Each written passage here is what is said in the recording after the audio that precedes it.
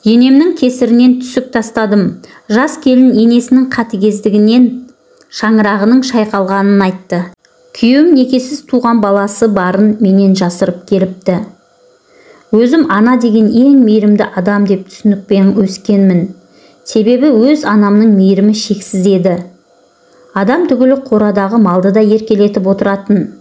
Кісіге қылдай қиянаты жоқ, жанның тәрбиесін алып, тәлімін көріп өскен соң мен де ұқсап бағуға тырыстым. Бірақ өмірде алдымнан кездескен адамдардың бәрі менің анамдай мейірімді бола бермейді екен, дейді Дария есімді жас келін. Тұрмысқа шыққанына 7 айдың жүзі болған келіншек дәл қазір қайда барарын, кімге мұң шағарын білмей отыр. Таяуда ішпен құлап қатты соққы алып ауруханадан бірақ шығыпты. Ішіндегі 2 айлық сәбиден айырылып қалған. Бұл жағдайға енесін кінәлап отыр. Оқиғаның қалай болғанын Дария айтып берді. Бойымды ашу-ыза кернеп тұр. Енемнің түрін көргім келмейді. Сонша адамның ішінен тап осындай ененің келіні болатындай не жазып едім деп өзімді жазғырып жатырмын. Енемнің қорлығы өтті кетті. Не істесем де көңіліне жақпай-ақ қойдым.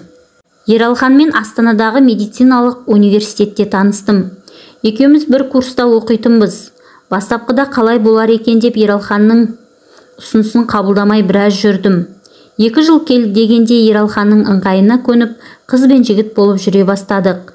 5 жыл жұбымыз жазылған жоқ, бір-бірімізді жақсы танып, сезімімізге сенімді болған соң ғана үйленуге бел будық.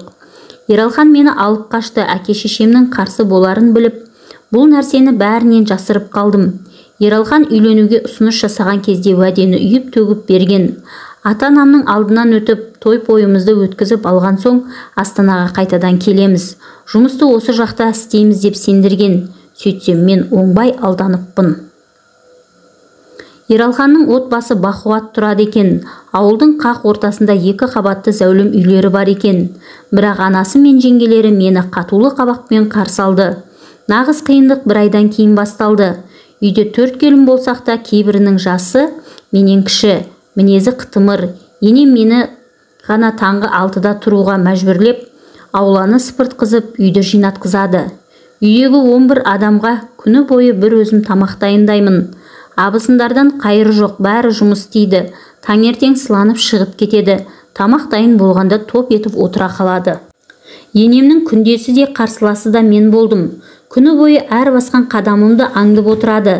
Сәл бос отырғанымды көрсе бітті. Не болды, қолың босап жетісіп қалдың ба? Ерігіп отырсаң, мені жуындыр, жасыланды ойнат, шайын бер, каша пісіріп бер деп, үйдегі 5 жасар баланы маған жегіп қояды. Айтпақшы, осы Жасұлан деген баланың кімнің баласы екенін ұқпай-ақ қойдым. Жасы 3-те, тілі дұрыс шықпаған. Бұл кімнің баласы деп Ералханнан қанша мәрте сұрасам да мардымды жауап ала алмадым. Нең бар ол балада? Тірлігіңді істеп жүре берсейші дейді, болды. Бірақ күйеуім сол бала десе ішкен асын жерге қояды. Кей күндері сонымен ойнап жанына қонып қалатын. Басқа жас келіндерден еститінмін ғой. Енем екеуміз шай іштік. Енем маған мынадай киім сыйлады. Бұлай деп ақыл айтты деп отыратын. Менің енеммен шай ішпек түгілі жанына жақындауға қорқатынмын. Түсі суық, аузынан айналайын деген сөз шықпайтын адам. Мүгедек болса да бойында күш қайраты мол жан. Шындығында мен ол кісіден қатты қорқатынмын, бірақ білдірмедім.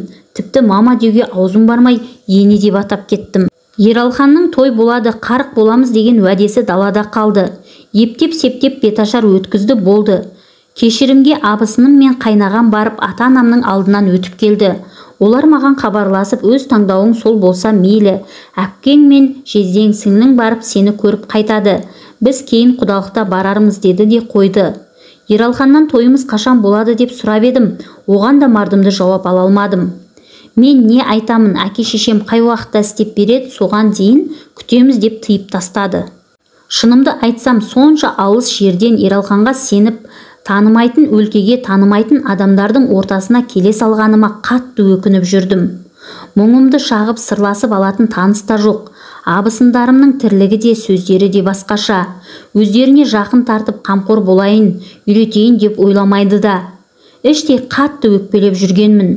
Бір күні әлгі Жасұлан деген бала далада ойнап жүріп, аяғын қайырып алыпты.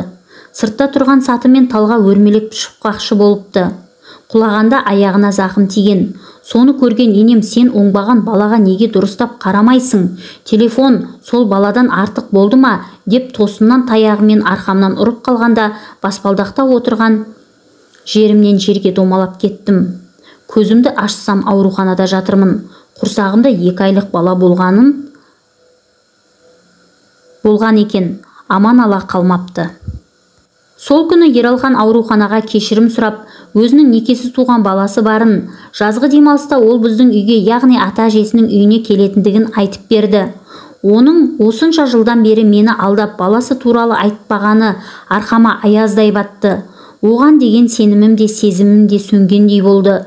Баламыздың өліміне анаң кінәлі, сенің балаңның құлап қалғаны үшін мені ұрып жерге домалап түстім деген сөзіме күйеуім сенген де жоқ.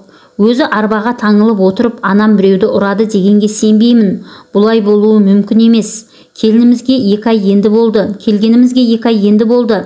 Сен әлден анамнан шаршадың ба? Деп өзімді жазғыра бастады. Бір жұмадан соң емханадан шығып үйге оралдық. Енем мен Жасұлан жоқ. Шымкенттегі туыстарына қыдырып кетіп қалыпты. Ал мен ауруханадан енді шыққаныма қарамастан тірлікке қайта таңылдым.